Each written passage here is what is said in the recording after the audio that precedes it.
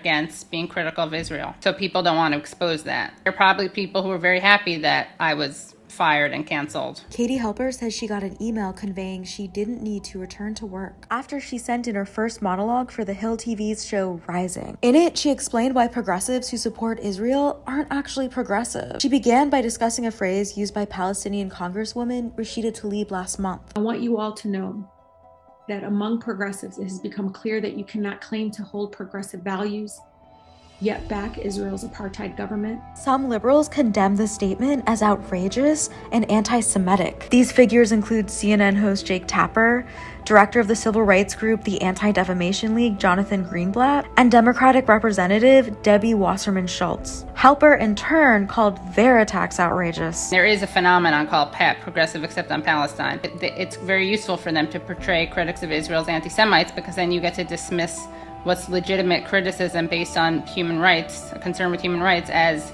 anti-Semitic. She says it's important for her to use her platform to speak out against Israel's actions, because people need to know that Jewish people are not a monolith. You'll hear some Jews saying, "Not in my name." They don't say that they're being oppressed, but that's kind of what the implicit argument is. Halper says progressive Jewish people need to recognize there can be no exceptions when it comes to caring about human rights. I could move to Israel today, buy a house, get a job, travel around with no problem.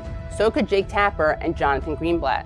But a Palestinian like Rashida Tlaib can't even visit her family home in what is now Israel. The employer who fired her was bought by Nexstar Media Group last year, which is the largest local broadcast television group in the country. Months before Halper's firing, Nexstar hired a deputy managing editor at its cable channel News Nation, who has advocated for Israel to build more illegal settlements. One thing I'm hopeful about is that maybe because I expose them, they're going to feel some pressure to let people criticize Israel, just so that they can kind of try to shed their image. Nexstar declined to comment to AJ+. I thought it was, I'd been critical of Israel during my segments